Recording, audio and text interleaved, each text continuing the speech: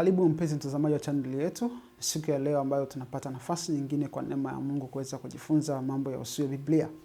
Ikiwa ni mara ya kwanza kutazama video hii, basi unaweza kusubscribe kwa ajili ya kupata notification pale ninapo-upload video mpya. Siku ya leo tunaangalia kisa cha Nabii Elia katika mfululizo wa visa ambavyo tumekuwa tukijifunza kwa muda mrefu. Tunamwangalia Nabii Elia, Mtishbi wa milima ya Gilead, aliyeshusha moto, aliyezuia mvua na mengine mengi ambayo tutayaona katika Biblia. Kwanza, kuna umuhimu gani wa kujifunza maisha ya Nabii Elia? Kuna sababu kuu mbili ambazo zitatusukuma kujifunza. Na kwa hiyo tutatumia kidogo muda kujifunza maisha ya Nabii Elia kwa sababu hizo mbili nitakazozitaja. Sababu ya kwanza ni nabii. Sindio? Nabii wa Mungu aliyetwaliwa bila kuonja mauti, akiishi maisha matakatifu na kufanya matengenezo na kukua kiroho hatua kwa hatua, na matendo makuu ambayo Mungu aliyafanya kupitia yeye, na sisi tunaweza kujifunza kwa sababu ya mwisho wake. Maana Biblia imesema tukiwaangalia sana wale waliolifundisha neno, hasa mwisho wao tuiige imani yao. Kwa maana hiyo mwisho wa Elia ni mzuri, tunaweza kuiiga imani yake. Lakini kitu kingine ambacho ni cha muhimu zaidi, tukienda kitabu cha Malaki, tuende kitabu cha Malaki, tutajifunza kutoka katika Biblia zaidi.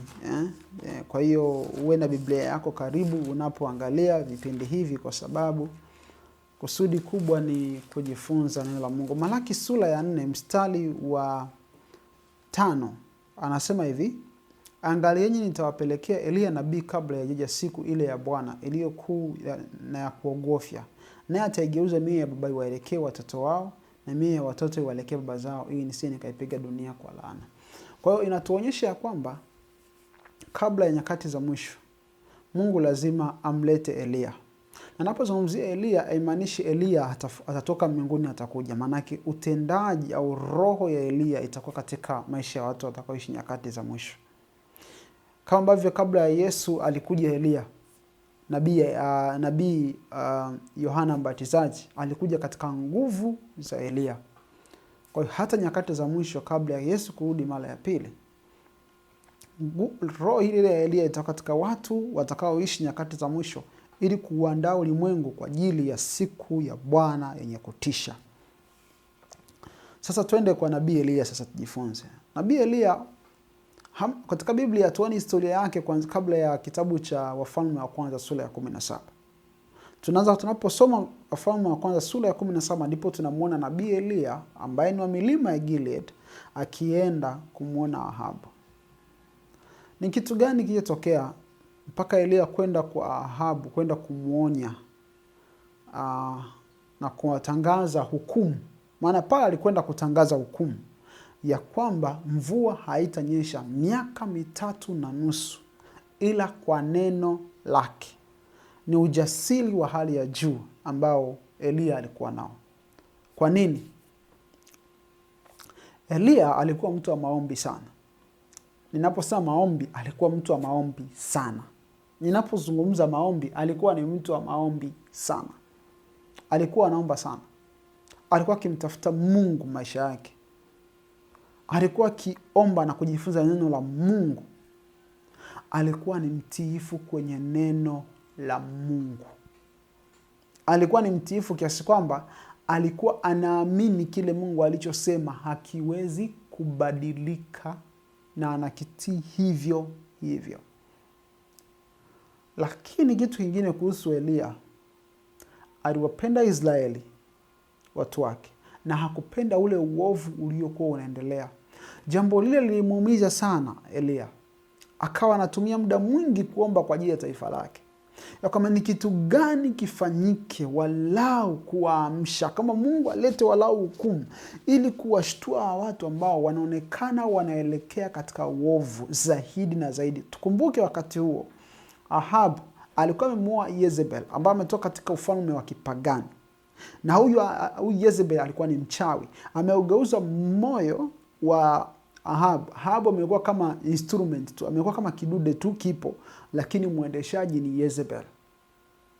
Kwa maana hiyo taifa lilikawa inaenda katika uovu kila siku, inakwenda katika uovu. Kumbuka mwanamke mchawi wa taifa la kipagani kaolewa na mfalme ambaye kilichotokea ni kuwa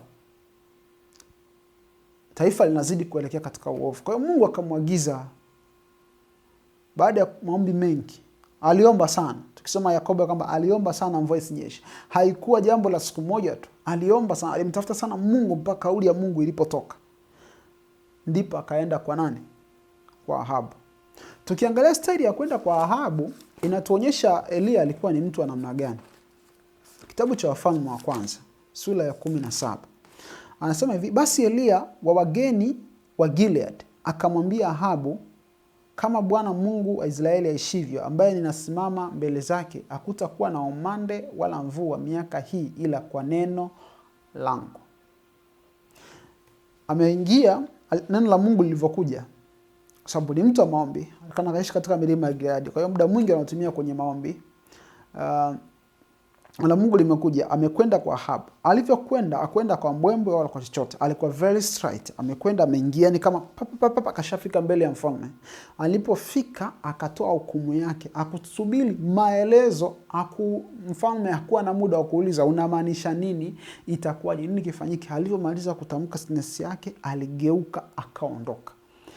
Very straight. Yaani alikuwa ni mtu ambaye amenyoka sana. Alivyomaliza akaondoka.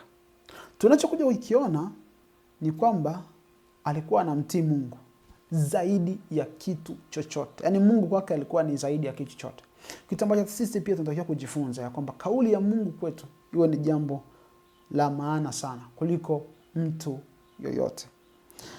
Tukisoma mstari wa pili anasema neno la Bwana likamjia na kusema, ondoka hapa, geuka uende upande wa mashariki, ujifiche karibu na kijito cha Kerithi kinachokabili Yordani. Itakuwa utakunywa maji ya kile kijito, nami nimeamuru kunguru wakulishe huko. Kabla ya hii sentensi nizungumze kitu kimoja. Unajua kutii sauti ya Mungu inataka imani, kwa sababu ukame wa miaka 3 na ile nchi ilikuwa imependeza sana. Pendeza sana, anatoka kula anakokuja kutoka katika milima kwenda mpaka huko alipokuwa huyu mfalme.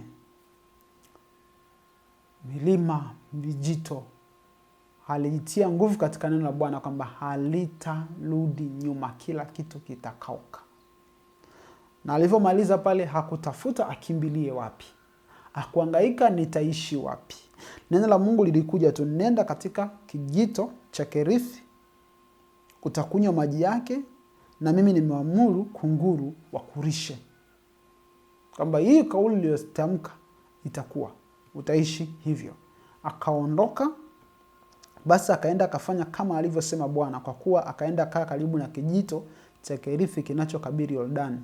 Kunguru akamletea mkate na nyama asubuhi, mkate na nyama jioni, akanywa maji ya kile kijito. Kwa ndiyo alikuwa maisha yake ya nabii Elia, utii kwa kauli ya Mungu. Alimwambia nenda katika kijito, halikwenda. Hakuanza kuuliza maswali. Kunguru anaweza kuleta nyama kweli?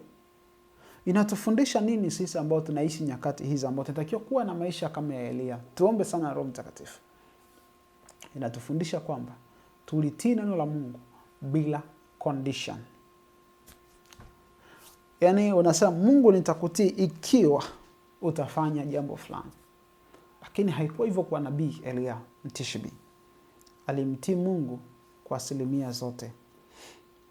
Kitu kingine tunachokiona kwa nabii Elia, alikwenda katika kijito cha Kerithi, akawa anakunywa maji na kuletewa chakula na kunguru kwa hizo siku, mpaka ilipofika wakati kijito kikakauka, na Mungu akamwamuru aende Sarepta. Mungu akamwamuru aende Sarepta kula ambako atalishwa. Kwa sasa tutakwenda kuendelea na somo hili part 2 yake, kuanzia kwenye kijito, kuanzia anapokwenda Sarepta, nini kinachotokea.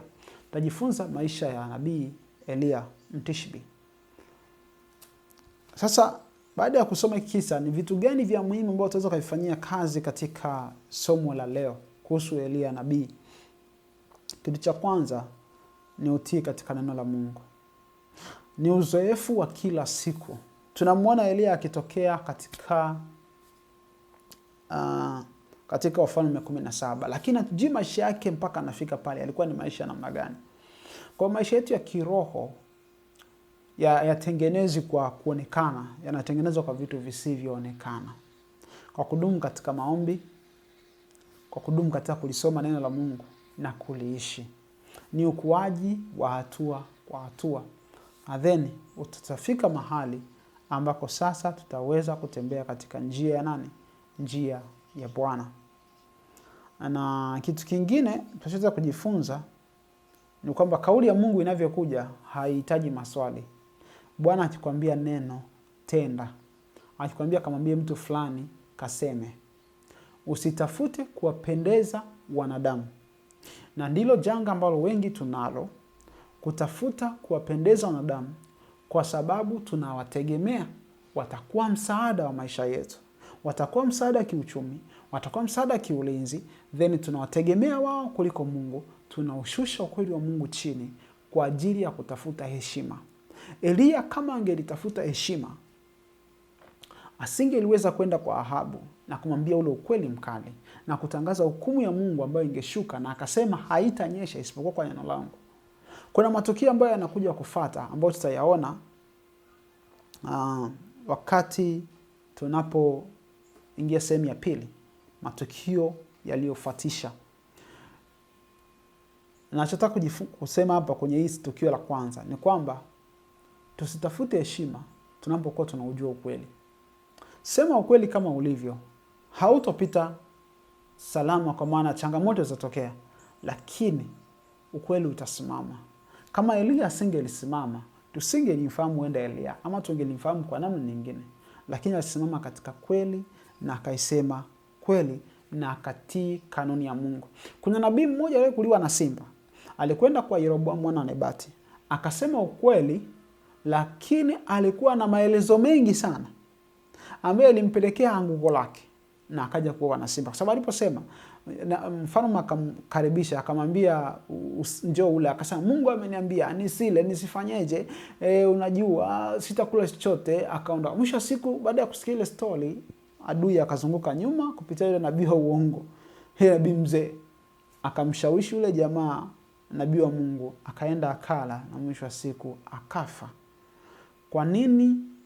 Mungu akikwambia sio kila kitu kiseme. Elia hatuwezi kujua Mungu alimwambia nini, lakini yeye alifikisha neno la Mungu linalomhusu Ahabu. Mvua haitonyesha kwa miaka hii ila kwa neno langu. Kwa sasa lile ndio lilikuwa neno la Mungu kupitia kinywa cha Elia. Na neno la Elia kwake alilifanya, neno la Mungu Elia alilifanya kuwa la kwake. Tunaweza tukafika hapo. Ni hatua, ndugu yangu. Kwa hiyo tusiangalie zaidi ya mambo ya dunia yanapita. Zaidi tumwangalie Yesu na neno lake. Tunaweza kusema sasa, ninatamani kuwa kama Elia, na mimi pia natamani kuwa kama Elia, kwa sababu ndiyo Mungu anataka tuishi hivyo. Ukweli, japo picha kubwa ni ya Yesu Kristo, roho ya Elia ndio itakayotuongoza, kwa sababu ni ya kuleta matengenezo na mengineyo. Lakini tunatakiwa kumwangalia Yesu. Kuna vitu vya kujifunza kutoka kwa Elia. Kama ambavyo nimekwisha kusema, neno la Mungu libaki neno la Mungu. Tusitafute kuwapendeza wanadamu, tukishusha viwango vyetu vya imani na kanuni za Kristo katika maisha yetu, ili mradi tu tuwafurahishe watu ama kutafuta unafuu wa maisha yetu. Mungu atusaidie. Mungu atusaidie. Na kutakia wakati mwema. Endelea kutazama kwa ajili ya kusubiria sehemu ya pili ya video hii. Unaweza kufuatilia, inaweza ikawa imeshatoka, kwa sababu haitachelewa, itatoka muda mfupi tu baada ya hii, kwa sababu nataka ufuatilie mfululizo wetu vizuri. Na kutakia wakati mwema. Mungu akutie nguvu unapolitafakari neno lake, katika jina la Yesu. Amen.